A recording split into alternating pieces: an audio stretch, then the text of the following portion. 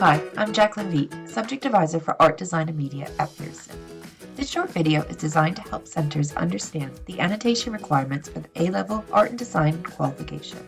Regarding annotation, the specification states, notes can be used to annotate visual work, to reflect on students' own work and that of others, as a development log, and to record notes on experiments, ideas, or visits. Students should aim to use specialist terminology and vocabulary relevant to art and design in their annotations. It is not enough to simply copy written information from other sources to inform their ideas.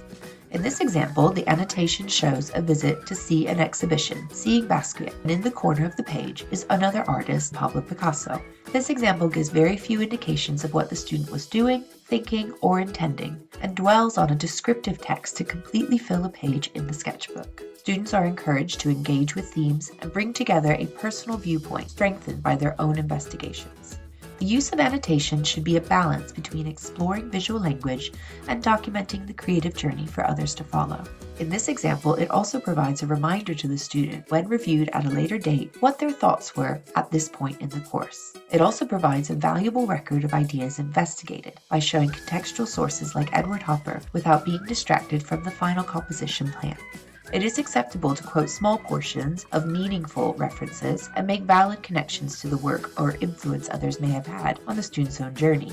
Annotation must have a purpose beyond that of simply validating a line of inquiry, but also to support the broad-based themes being investigated. This is a page of experiments where the annotation acts as a link to show the progression of an idea across 2 pages. Taken in context with the entire sketchbook, this has allowed the student to document and the assessor to follow the creative journey taken. The A-Level specification attempts to encourage students to write in a succinct and clear manner. Regarding critical and contextual knowledge and understanding, it states, along with written annotation, an important aspect of student progression in art and design is the application of critical and contextual knowledge and understanding, and an ability to express and justify ideas. Developments of these aspects are integrated within practical work, written annotation, and the spoken word.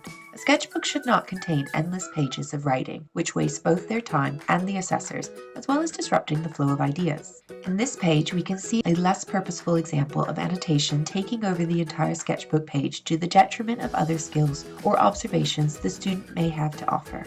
Annotation can sometimes be an excuse for students not to engage fully in the qualification assessment criteria and divert their focus away from producing visual art. Ideas can be recorded in any combination of legible formats: mind maps, questions, bulleted summaries, or complete sentences and paragraphs. In this example, the key words are continuous line drawing, and the use of gray pens doesn't work very well because it lacks immediacy and intensity of black pens.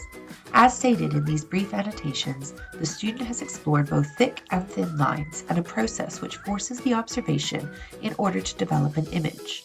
The page is not dominated by annotation, but the words highlight the intentions and explain the nature of the exercise. Annotation is useful for signposting, important decision-making, and the turning points often met in the development of an idea or the exploration of a material, process, or source. In this example, the student has used annotation to explain their reasons behind their experimentation with highlighter pens, and then developing this technique further with colored crayons.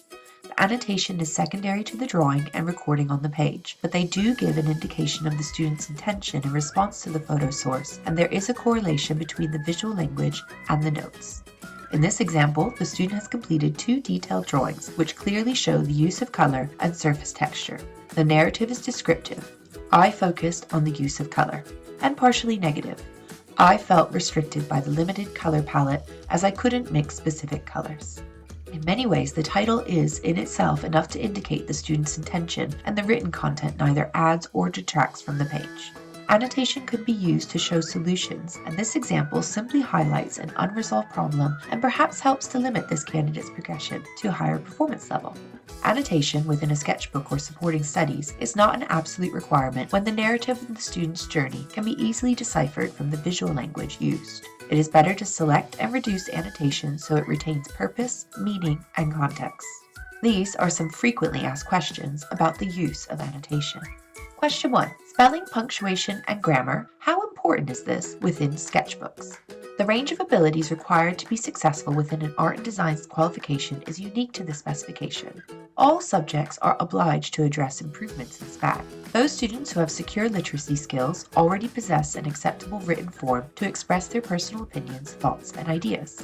A-Level is an art and design qualification where visual language is the primary vehicle to explore the development of these ideas and create a personal response. Annotation plays an important role in supplementing this journey, but equally there are options where drawing and recording are sufficiently sophisticated and preferable to communicate this. While it is appropriate to encourage good spelling and grammar, this in itself should not inhibit or detract from the tone of the student's exploration and their investigation of broad-based themes. It is the level of understanding rather than the quality of transcription which is of primary importance. Annotation may often appear as rough or scribbled notes. SPAG is also addressed fully in the written element of this qualification, the personal study, so its importance in the sketchbooks is less relevant. Question 2. What is meant by critical and contextual understanding in a written response? At A-Level, the purpose of annotation is to provide an explanation, analysis, or critical comment on the development of the student's ideas in Assessment Objective 1. These are evaluated in AO1, then proliferated in further responses to other assessment criteria. Annotations may be added to the visual record of drawing and recording in the supporting studies to communicate a student's personal thoughts. The A-Level qualification already has a successful contextual element in the form of a personal study, which helps to drive forward the ambition and analytical study required for the existing framework of Component 1. The practical outcomes explored in AO1, AO2, AO3, and AO4 are often informed and enhanced with both purposeful and meaningful investigations using annotation. Question 3. How much annotation should there be? The specification does not state the amount of annotation expected. In many instances, this form of communication may well help to advance a meaningful and exciting journey.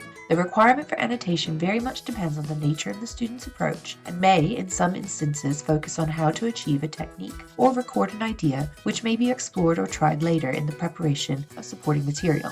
An often misunderstood concept is that copious annotation is a prerequisite for students to achieve the higher performance levels. This is not correct, and we have many examples in our exemplar gallery where students have attained performance level 5 and 6 with a minimal but appropriate level of annotation. Question 4. Why is thorough research into technical processes and background biographical detail of artists not rewarded higher?